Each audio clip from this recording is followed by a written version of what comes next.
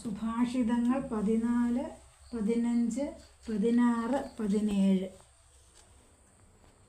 കേയൂരാണിന ഭൂഷയന്തി പുരുഷം ഹാരാമ ചന്ദ്രോജ്വലാ ന സ്നാനം ന വിലേപനം ന കുസുമം നാലംകൃതാ മൂർധജാ വാണ്യേകാ സമലം കരോതി പുരുഷം യാ സംസ്കൃതാ ധാര്യതേ ക്ഷീയന്തേ ഖലു ഭൂഷണാനി സതതം വാഗ്ഭൂഷണം ഭൂഷണം. തോൾവളകളും ചന്ദ്രനെപ്പോലെ ഉജ്ജ്വല ശോഭയുള്ള മുത്തുമാലകളും കുളിയും സുഗന്ധദ്രവ്യം പുരട്ടലും പൂവ് ചൂടലും അലങ്കാരങ്ങൾ അണിഞ്ഞ മുടിയും ഒന്നും ഒരുവന് യഥാർത്ഥമായ അലങ്കാരങ്ങളാകുന്നില്ല. സംസ്കാരപ്പൊലിമയും സംശുദ്ധവുമായ വചോവിലാസമൊന്നു മാത്രമാണ് പുരുഷന് യഥാർത്ഥ അലങ്കാരമായി തീരുന്നത്.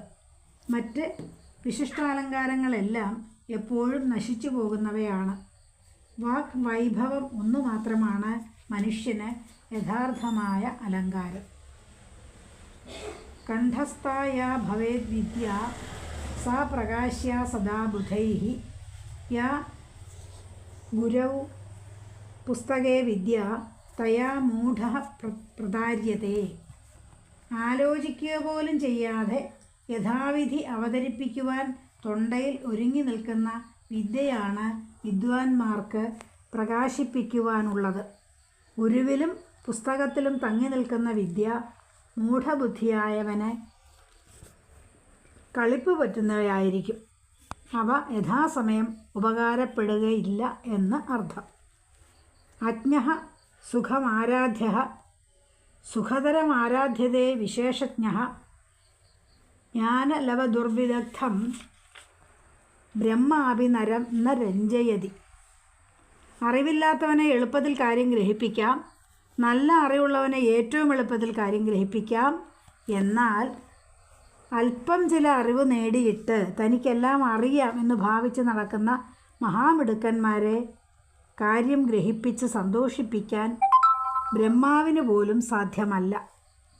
മാതാ ശത്രു പിതാ വൈരീ യേന ബാല്യേന പാഠിതഃ ന ശോഭതേ സഭാമധ്യേ ഹംസമധ്യേ ബകോ യഥാ.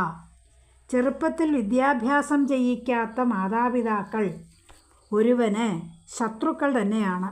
എന്തെന്നാൽ വിദ്യ അഭ്യസിച്ചിട്ടില്ലാത്ത ഒരുവൻ സഭാമധ്യത്തിൽ അരയന്നങ്ങളുടെ ഇടയിൽ അകപ്പെട്ട കൊക്കിനെ പോലെയാകും. അവൻ അവിടെ ശോഭിക്കുകയില്ല.